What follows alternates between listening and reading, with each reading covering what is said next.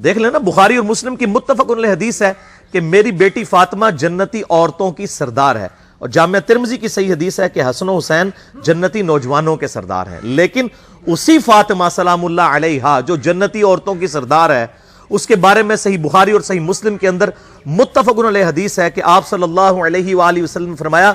اے میری بیٹی فاطمہ، میرے مال سے جو کچھ تو نے لینا ہے مجھ سے لے لے، اگر اللہ کے حضور تو پکڑی گئی تو میں تیرے کچھ کام نہیں آؤں گا،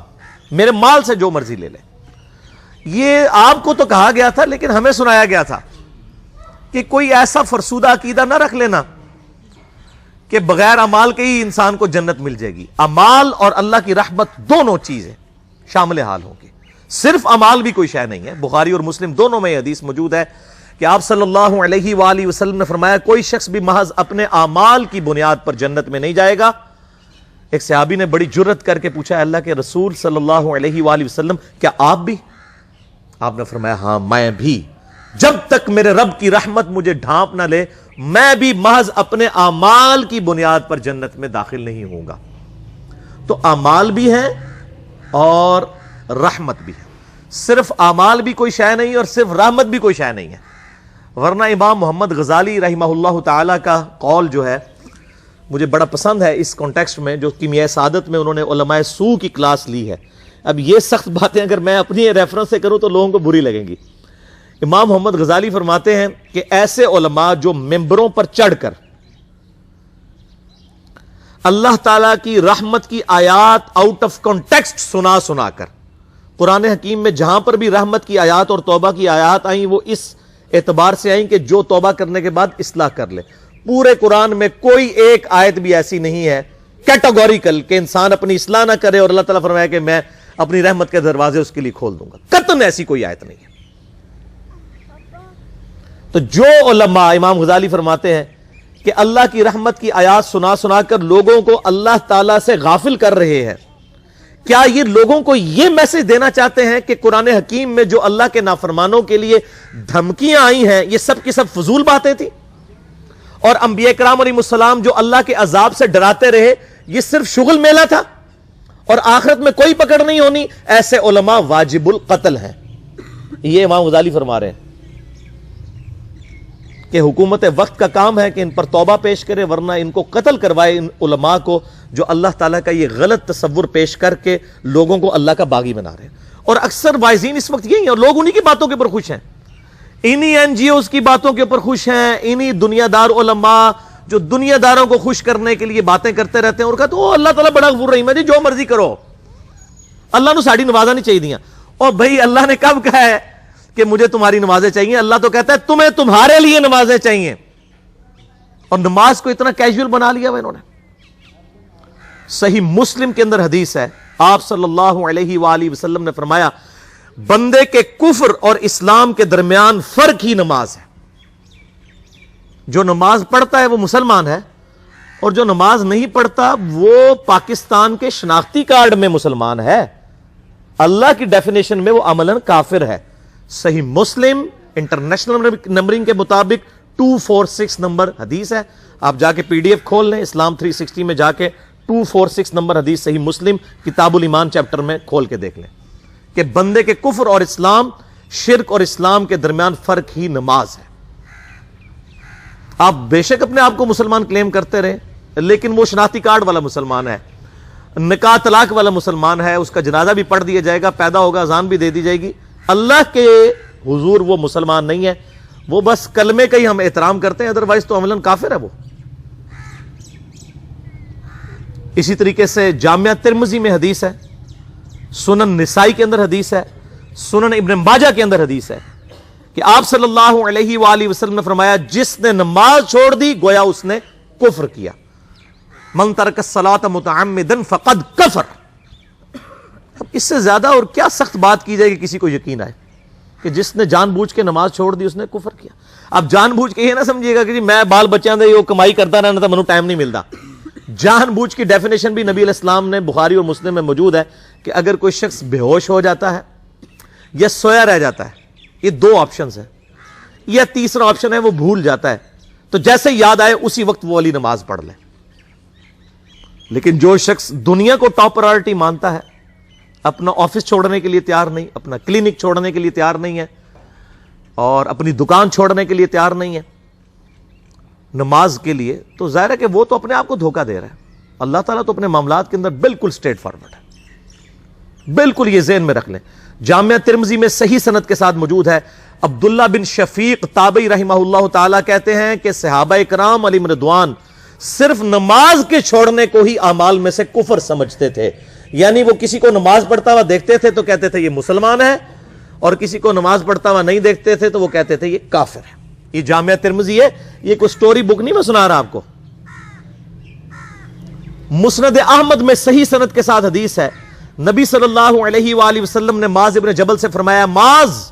اللہ کے ساتھ کسی کو شریک نہ ٹھہرانا، خواہ تمہارے ٹکڑے ٹکڑے کر دیے جائیں، تمہیں سولی پہ چڑھا دیا جائے، تمہیں آگ میں جلا دیا جائے، اللہ کے ساتھ کسی کو شریک نہ ٹھہرانا، اور معاذ نماز بھی نہ چھوڑنا، کیونکہ جس نے نماز چھوڑ دی اللہ تعالیٰ کے ذمہ کرم سے وہ نکل گیا، اللہ کے حضور اس کے لیے کوئی حصہ نہیں ہے جس نے نماز چھوڑ دی۔ کتنا کرٹیکل ایشو ہے۔ اور اسی طریقے سے مسند احمد میں ہی ایک اور حدیث ہے کہ آپ صلی اللہ علیہ وآلہ وسلم نے فرمایا، جس شخص نے اپنی زندگی میں نماز کی حفاظت کی، قیامت والے دن وہ نماز اس کے لیے نور ہوگی، نجات ہوگی، اور اس کے حق میں دلیل ہوگی، اور جس نے نمازوں کی حفاظت نہیں کی اس کے لیے قیامت والے دن کوئی نجات، کوئی نور اور کوئی دلیل نہیں ہوگی، الٹا اس کا حشر قارون، فرعون اور ابی ابن خلف کے ساتھ ہوگا، والعیاذ باللہ تعالی۔ یہاں تو ہم کہہ دیتے ہیں یا اللہ جو کچھ بھی ہے تیرے محبوب کی امت سے ہے، یعنی یا اللہ ہم نے تو اپنی اصلاح کوئی نہیں کرنی، ہمیں اسی طریقے سے ہی قبول کر لے، والعیاذ باللہ تعالی۔ اور کچھ ویسے علماء کا بھی اس میں بڑا برا کردار ہے کہ انہوں نے نماز کو بھی اتنا مشکل فرض بنا کے پیش کیا ہے کہ ایک عام آدمی کے لیے، اور جو دنیاوی معاملات کے اندر بھی انوالو ہے، اور کسی ایسی عورت کے لیے جس کے کئی بچے ہیں، مطلب اس روٹین کے اندر اس نماز کو مینج کرنا مشکل ہو جاتا ہے۔ ہمیں تو عشاء کی صرف 17 رکعتیں بتا دی گئی ہیں، حالانکہ 24 گھنٹے کے اندر ٹوٹل نماز کی رکعتیں 17 ہیں جن کی اکاؤنٹیبلٹی ہے۔ اور میں یہ بڑے یعنی وثوق کے ساتھ ایک ذمہ دار مبلغ کی حیثیت سے یہ بات کر رہا ہوں۔ آپ صحیح بخاری اور صحیح مسلم کھول کے دیکھ لیں، فرض نمازوں کی تعداد جو ہے وہ 5 آئی ہے، اور ان کی رکعتوں کی تعداد بھی بیان ہو گئی ہے۔ فجر کے 2 فرض، ظہر کے 4 فرض، عصر کے 4، مغرب کے 3 اور عشاء کے 4، اور سفر میں سارے 2 فرض ہیں، مغرب کے 3 ہیں۔ یہ ٹوٹل 17 رکھتے ہیں جن کی اکاؤنٹیبلٹی ہے۔ باقی جنہ گڑ پاؤ گے انہ میٹھا، وہ ساری نفلی عبادت ہے۔ وہ بخاری اور مسلم دونوں میں حدیث ہے، جس نے فرض کے علاوہ 12 رکعتوں میں استقامت کی، اور وہ 12 رکعتیں آپ صلی اللہ علیہ وآلہ وسلم نے پڑھ کے بھی بتائیں، اور امہات المومنین میں سے سیدہ عائشہ نے، سیدہ ام سلمہ نے، سیدہ ام حبیبہ رضی اللہ عنہن نے روایت بھی کی کہ 2 فجر سے پہلے، 4 ظہر سے پہلے، 2 ظہر کے بعد، 2 مغرب کے بعد، 2 عشاء کے بعد، یہ 12 سنت موقدہ، جس نے یہ پڑھی اسے جنت میں محل ملے گا۔ اگر کوئی نہیں پڑھتا تو گنہگاری والا معاملہ کوئی نہیں ہے۔ اسی طریقے سے اس کے علاوہ ایک اور وطر کی نماز ہے جو سنت موقدہ ہے، وہ سیدنا مولا علی رضی اللہ تعالیٰ عنہ علیہ السلام کا قول ہے کہ وطر سنت ہے، سنت ہے، سنت ہے، مگر اسے مت چھوڑو۔ ہے سنت ہے لیکن تاکیدی ہے۔ آپ صلی اللہ علیہ وآلہ وسلم نے سفر میں بھی وطر اور فجر کی 2 سنتیں پڑھی ہیں، لیکن یہ صرف افضلیت کے اعتبار سے تاکیدی ہیں، ان کی کاؤنٹیبلٹی کوئی نہیں ہے۔ البتہ یہ ضرور ہے، سنن ابی داؤد میں ایک حدیث ہے کہ جس کی قیامت والے دن فرضوں میں کوتاہی نکل آئے گی تو اللہ تعالیٰ فرمائے گا میرے بندوں کی جو نفلی اور سنت عبادت ہے اس کو تول لو اور فرضوں کے ایکویلنٹ قبول کر لو۔ تو آپ اگر یعنی سنتیں پڑھیں گے تو اس کے ایکویلنٹ نفلوں کی کوتاہی پوری ہو جائے گی، ادروائز اکاؤنٹیبلٹی اس کی کوئی نہیں ہے، یہ ذہن میں رکھیے گا۔ صحیح بخاری اور مسلم دونوں میں حدیث موجود ہے، ایک صحابی آئے، انہوں نے کہا یا رسول اللہ صلی اللہ علیہ وآلہ وسلم، میں جنت میں جانا چاہتا ہوں، مجھے کوئی شارٹ کٹ بتا دیں۔ آپ صلی اللہ علیہ وآلہ وسلم نے فرمایا اسلام لانے کے بعد نماز، فرض نماز کو قائم رکھ، پھر فرمایا فرض زکوٰۃ ادا کر، فرض روزے دے، روزے جو ہیں وہ ان کو ادا کر اور روزے رکھ۔ حج اس وقت فرض نہیں ہوا تھا، وہ زندگی میں ایک بار ہے۔ تو اس نے کہا یا رسول اللہ صلی اللہ علیہ وآلہ وسلم جتنا آپ نے مجھے بتایا نہ میں اس میں ایڈ کروں گا نہ اس میں سے کوئی چیز مائنس کروں گا، اور یہ کہہ کہ وہ چلا گیا۔ آپ صلی اللہ علیہ وآلہ وسلم نے فرمایا اگر کسی نے کسی جنتی شخص کو دیکھنا ہے تو اس کو دیکھ لو، جو یہ کہہ کے گیا کہ میں فرض نماز سے زیادہ کوئی نماز نہیں پڑھوں گا، صرف فرض روزہ ہی رکھوں گا، فرض زکات ہی دوں گا۔ اب روزہ اور زکات میں تو ہمارے علماء کو اور عام پبلک کو بھی جو دیندار لوگ ہیں ان کو ہضم ہوتی ہے کہ کوئی شخص یہ نہیں کہتا کہ بھئی پیر اور جمعرات کا روزہ، صحیح مسلم میں حدیث ہے کہ آپ صلی اللہ علیہ وآلہ وسلم کے نفلی روزوں کی یہ روٹین تھی۔ کوئی آپ کو یہ نہیں کہے گا کہ جس نے جمعرات اور پیر کا روزہ نہ رکھا اس کے رمضان کے روزے ہی قبول نہیں ہوں گے، کوئی کہتا ہے؟ کیونکہ ان کو پتہ وہ نفلی ہے۔ اسی طریقے سے زکات تو صرف 2.5% ہے نا، باقی تو نفلی صدقات ہیں جتنے مرضی دیں۔ کوئی شخص نہیں کہتا کہ نفلی صدقہ نہ دیا تو آپ کی زکات بھی قبول نہیں ہوگی، الٹا یہ کہتے ہیں او بس جی زکات دے لو تو باقی سارا مال پاک ہے۔ لیکن جب فرض نماز کی باری آتی ہے تو اس وقت وہ 12 رکھتے ہیں بھی، سنت موقتہ بیچ میں گھسیٹ دیتے ہیں، وہ بھی صرف فضیلت ہے۔ ٹوٹل 17 رکھتے ہیں، 2 فجر کی، 4 ظہر، 4 عصر، 3 مغرب، 4 عشاء۔ یہ میں کو اپنے لیے گراؤنڈ نہیں بنا رہا، میں تو الحمدللہ اس کے علاوہ بھی نفلی عبادت کرتا ہوں، لیکن میں بتا رہا ہوں خدا کے لیے لوگوں کو دین ایسا مشکل نہ پیش کریں کہ جو نبی علیہ السلام نے امت کو وہ دین نہیں دیا ہوا۔ اپنی مرضی سے انجیکٹ نہ کریں دین، لوگوں کے لیے مشکلات نہ کھڑی کریں، ان کو فرض نماز تک رکھیں۔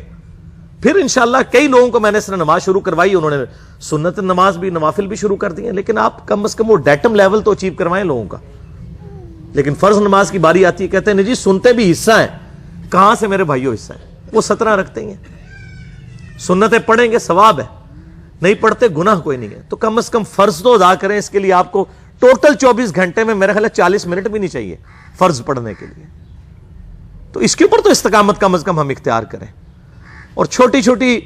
جو نٹی گٹیز ہیں ان کو تو ہم نے اتنا فالو کیا ہوا ہے، اور فرض نماز کے بارے میں ہم اتنے کیجول ہو جاتے ہیں۔ تو یہ فرض نماز کی امپورٹنس اس حوالے سے ضروری تھی، اس لیے میں نے ساتھ ہی بیان کر دی۔